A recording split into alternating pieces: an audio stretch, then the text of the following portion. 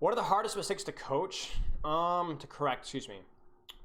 Hardest mistakes by far are attitude errors. Stuff that's like ingrained by the player, because a lot of the times it's like personality stuff or like psychological trauma and issues. And like I've worked with a lot of players that had a lot of IRL crap going on. Like their living situation was rough, and like you can't really correct that, you know. You can help that, and I thankfully had a lot of made a lot of progress with players like that. Like we were able to work through it and help them to be better players and better individuals with better attitudes. But it is difficult when a player has a difficult time attitude wise or whatever, but it's a lot of times due to stuff outside their control. Like we had players that were like still in school, and so they were like really tired during scrims, because it's essentially a mistake that is outside of your hands.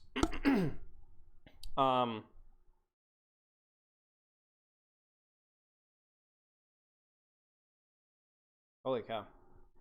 I've got a bunch of like children in my chat. What are the worst bad habits to have in Overwatch? I think bad habit to have in anything is like not taking responsibility for like your mistakes.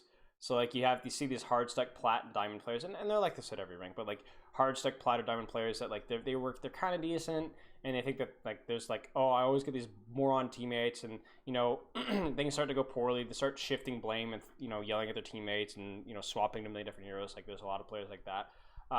In terms of like esports pro, like more towards the pro level, some of the worst habits are like just getting away with not talking at all. Like people understand that when I talk about communication, the importance of communication, I'm not talking just like talking and filling the space or even being like a leader.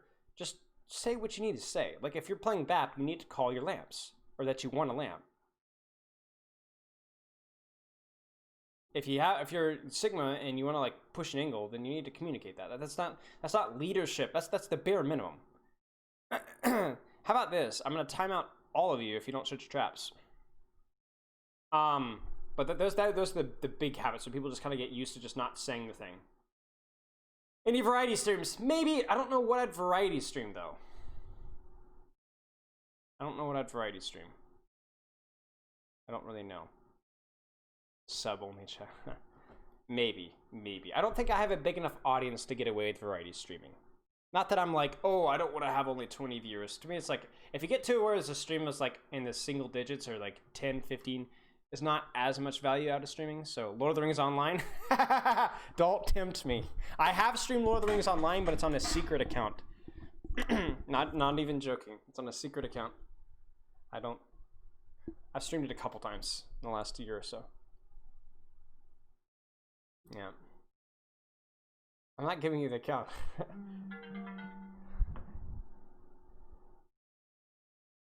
have a voicemail. Oh, I'm not. Hang on, chat. You know, I was gonna make a Jeopardy joke about like playing Jeopardy music, but again, it's Alex Trebek, man. It's too close to home. You're gonna hunt for Spilo's hidden Lotro account? Hey, good luck with that. Hang on, voicemail. Wait, what?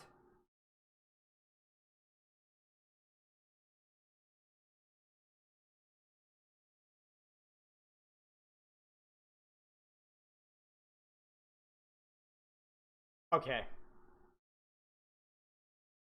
Listen to this. To follow up with you here quickly. Saw the order come through. Wanted to say huge thanks. Get back to me if you have questions, concerns, or run into any like gear-related issues. Just let me know. I'll be standing by. Take care. Bye bye. Okay, I cut out the part where you gave away some IRL stuff. I ordered guitar strings off of the internet, $5, and this company calls me. Hey, whenever I have a follow-up, you have any questions, happy to answer anything, help you out. Talk about customer service. What on earth? This is like the type of person, like you go in and you buy like, you know, you get a thing of gas and they send you like a thank you card and a birthday, like gift card every year. What on earth? I'm like, oh, that's nice, but it's kind of creepy. Yeah, I ordered $5 guitar strings and I got a phone call. Okay, whatever. But yeah, maybe you guys will find my Lord of the Rings Online stream secret account. I'm telling you, unironically, there's a specific class in Lord of the Rings Online that I'm the best that has ever played the game of Lord of the Rings Online at that class. There's not that many people that have played the game. Like, there's probably like 100,000 that have probably played that class ever, which isn't all that much, but I am the greatest at that class. It's the one game I'm really good at. At least that specific class. Anyway. What do you think about Sim and Krieg getting 225 HP? I don't know. I think it's okay. To me, Krieg getting 25 HP isn't so much of a power creep if they nerf his fire rate, which they did, because I think it better fills his niche. Because the problem with 200 HP Krieg is he just wasn't really good at anything. Like, they either had to buff his fire rate to the point where it was just kind of stupid, or he just was there and didn't really do it cool. Because he wasn't really very good at anti-dive. I've always wanted Krieg to have more HP, because it fills more of his anti-dive hit scan, like, archetype better, in my opinion. So I think 225 HP is fine. If he's still overtuned, then nerf his fire rate, but leave the HP. I think the HP needs to stay. And I think you could probably make the same argument for Symmetra as well. I'd like to see them get rid of the turrets and leave her HP at 225. Maybe even increase her ramp-up time with her beam, or maybe her ultimate, could probably use a little nerf as well. But again, I like the 225 HP with Sim because, again, that hero just wasn't viable without it. Yeah. I don't know. I'm not so much about Symmetra, but definitely the Kree I'm okay with it. The Ruins are 1v1 matchups. I think part of that's just because Flash is an annoying hitbox, but Flash is just an annoying skill across the board, but I don't have a problem with it. If I just wanted to buff tanks in general so they're more fun to play with, would that be bad with Roku, New Ghosts? I mean, you could. You would just have to compensate by nerfing other heroes as well. Like, you'd buff tanks, but you'd want to nerf, like, Mei or Moira or Lucio. Lucio would almost certainly need a nerf. It just depends on what tanks you buff, though. I don't think having tanks being stronger across the board is fine. Like, that's not necessarily power creep. It's power creep when tanks, DPS, and supports all get buffed, right? Because then everybody's kind of getting... But, like, if you just were to specifically buff tanks and leave it as it is, like, yeah, it'd be okay. But I'd be very cautious. I don't feel like that's necessary at the time. And I don't think buffing tanks would make them more fun to play as much. I think there's just the number of annoying abilities that are in the game, and the high burst damage is what made tank less fun. And I think they've done a decent job of reducing the burst damage. Warg Rider? What? Question courtesy of a teammate. How do you learn to respond to ult tracking? Honestly, there's different simple ways I can explain a lot of questions and answers, but I can't really explain this one simply. It's just knowing how the ult wants to be used. Like, if you know Nano Blade's coming up, like, you have to do something really, really fast, or just take the L, or match a Nano Blade, or trance and split really hard so that he can't, like, dash reset with everybody. Or if it's Flux, okay, well, they have Flux, so we're going to save Pull Rock. Or if it's Bongo Window, okay, well, we need to go really aggressive with a rally as soon as they turn the corner so they don't get value out of those spam ultimates. But a lot of it is just knowing, like, what their composition is, knowing how they generally want to use their ultimates, and then counterplaying it. But a lot of that is just experience. Like, knowing they have Window. That's all they have. If we play fast, we're going to win, because Window is just a terrible ult to play fast with. I know I'm going to get me if this. How can Trace possibly get to play when Ashe is in the game? You get force off Trace for different heroes. Ashe, those heroes I just can't play against. Grease, Hanzo, Ashe, there's Torture. I mean, it's almost certainly to do with your positioning. If you're consistently eating spam damage or getting shot a bunch, it's probably because you're positioning way too close to the core or way too close to front lane. Like, the ideal positioning for Tracer, if these are the cores of the enemy team, is anywhere here. Right. This is the worst drawing I think I've ever drawn.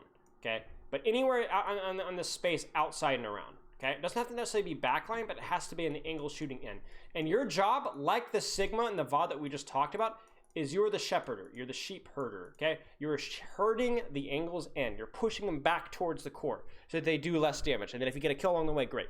But the reason you do that is not just because you're good at it, but also because you're not eating random crap, spam, Hanzo, everybody sees you. You're playing angles where it's harder to see you, and you can play sneakier so you get shot less often. So it's really, really important that you position somewhere on the angle or in the back line as Tracer. Otherwise, you're going to have a hard time doing your job. And that's probably, if we went through a VOD, you're probably playing too close to front lane, or your angles are just bad. Your positioning is just bad. So which is why you're getting shot a lot. I'm certain it has to do with your movement. You're like, what, plat? Gold, right? but that would start with the positioning first. He's a word player? Uh-oh. You could probably find me if you knew that. How not give up when you lose a lot? Well, when you lose a lot, it means you need to tighten, okay? And for tightening, I recommend the old wrench. Now, what you're going to wrench is going to depend on what's loose. If it's a joint, then you're going to grab your elbow with the wrench, whoops, and you're going to keep cranking until you hear a snap. And when you hear a snap, you're going to call emergency services, 911 in America. Emergency services, and then you will be handicapped for the rest of your life. Which isn't all that bad, but it might make you kind of annoyed because it was a very avoidable injury. No. If you, not give up when you lose a lot. I mean, have a goal besides just winning and losing when you go into ranked. I mean, it's something I've been saying since I started streaming is don't just stream, like don't just play to play. Like play to improve at a specific aspect of your Sigma, right? Or your Kree or your Ryan or your Ana. Like you just saw me go over the Sigma thing. If that Sigma, like the Sigma I just cooked, Astro, goes in there and he's just legit focusing on just like the angles he's controlling, the positioning and that kind of thing. Yeah, he's going to lose a lot of games probably, but at least he's going to learn something, and it makes losing easier. And if you get frustrated when you lose, take a break, take 5 minutes, come back in. If you still get frustrated, then you're done for the day. But, you know, don't just, like, if you're playing to win, then you're going to get frustrated more often. Like, it's not, like, it's the greatest irony that, you know, playing to win is the last thing you could do to win. I mean, you can play to win in the short term, that'll work, but like long term, it's not really the best way to go. In your opinion, what's the biggest difference between a high Darren player and a low Masters player? People ask this question a lot. Shaki OW is now following. Uh-oh, Baggins just sent me a message on Twitch. Who sends messages on Twitch? What an absolute nerd. Honestly, nerd. You son of a gun!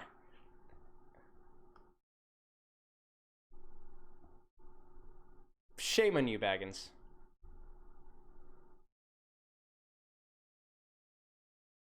True, Baggins. Okay. People ask me this question a lot, but to be honest, there isn't really a big difference. It's just like it might be positioning, it might be mechanics, it might be game sense, it might be communication. It could be literally everything. There isn't like, I think people try and like, it's fun to catalog things. Like the difference between silver and gold players is gold players have better mechanics and better game sense, but the positioning is still not good enough because if the positioning was better to be plat, that's a load of horse manure. Like it's on a player by player basis. Like across the board, gold players have better positioning than silver players. They have better mechanics, they have better game sense, they have better communication. From player to player, it might be different. Everyone's like, oh, well, diamond players are masters players that just haven't learned how to be good positioning. Horse manure! A lot of diamond players are diamond because their positioning is great, but they have terrible mechanics. It's literally player by player basis. I promise you. As there's no like secret elo system that if you have really good mechanics and bad positioning, you'll end up in diamond. No, it's not that. You're just not as good in any facet, you know? There might be plat players out there with master's aim, but they have terrible positioning, but that's not a commentary on the majority or even the mode, if you guys know what that means, of masters players or plat players. It's just that one player. I don't even know how I found it. I'm sure there's a way that you can like search and it makes it really obvious and I'm gonna look like a moron, but I'm a boomer when it comes to stuff like that, so. Gibraltar 8 offense. I had a game where we played double snappers in Ana with Winston, me, and Diva. We were up against Hogs, so double snapper with Ana Mercy. We didn't manage to push A. Got high ground one time. What to do? I tried to take high ground with the team, but Hogs always managed to hold her in the snipers. Okay. So, the thing with the Hog Sigma is you're playing for very quick bursts of value, right? Or Winston Diva.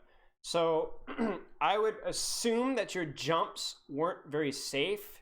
You were taking too much damage before you dove, and you probably never even got them off of high ground. Because like as soon as Hog Sigma get off of high ground, it's over. They've lost. You could, I guess, push cart and make them drop, and then you could take high ground, but it's probably too easy for them to spam you out as you're pushing cart. So I mean, I don't know. To me, this sounds like you had the right comp. You probably just played it really poorly. You probably just didn't. Your snipers weren't synchronized with your jumps. You were taking too much damage in entry, and you never really got them off of high ground. You shouldn't technically lose that matchup all that much. It's a Hawksick isn't terrible at Double Slammer. I think it's pretty good. It's just not particularly good on that map, which means that like you get a Primal Rage, you knock them off of high ground. That should be it right there. You should win from then on.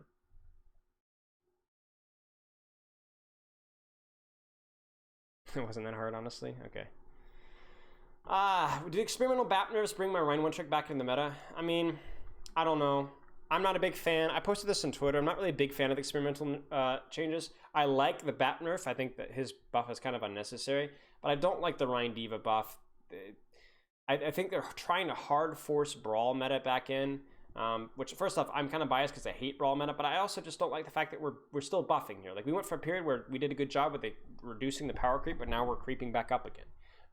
You know, and if these Rhine Diva buffs stay through, then we're probably gonna see DPS buffs to follow, which, you know, we're right back where we started. So Rhine Diva weren't bad; they were fine. They just weren't favored in the meta. Like if you remove Brig from the meta, you know, or you nerf, you could nerf BAP, you could nerf Tracer, you could nerf Echo. Echo probably would be a big one, and you're gonna see Rhine Diva come back in again.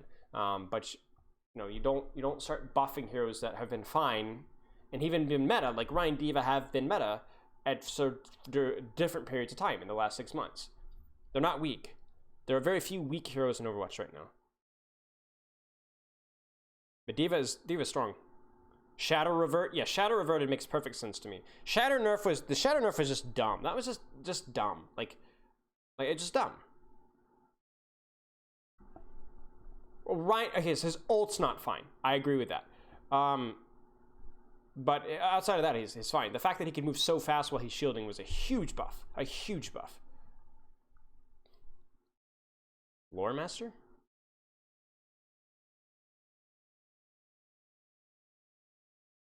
But yeah, they need to revert his Shatter for sure. That was just a dumb change. That'd be like making Genji Blade like 4 seconds. It'd just be obnoxious. How to prevent player burnout? I mean, be very, very disciplined with your training. Like, it's really easy to keep going when you've done enough or you've worked hard and you've accomplished your goals for the day. Like, hey, I've done 4 hours of ranked and an hour of VOD review, but I have extra time, so maybe I'll just play more. Yeah. You have to avoid those days. I'm not really the guy to tell you how much, though, because I myself wasn't very good at keeping myself from burned out. So that would be my first recommendation, is be very structured, be very limited, and have something outside of Overwatch that you enjoy doing. You need to find out what that is. Want to coach a good Tracer? I would. If you see any good Tracers, mate, you send them my way.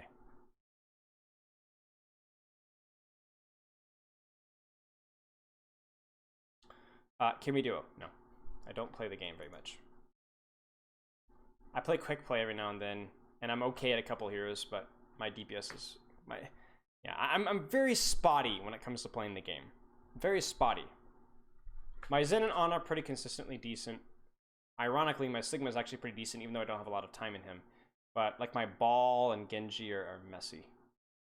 Latro Twitch? What? Nice try.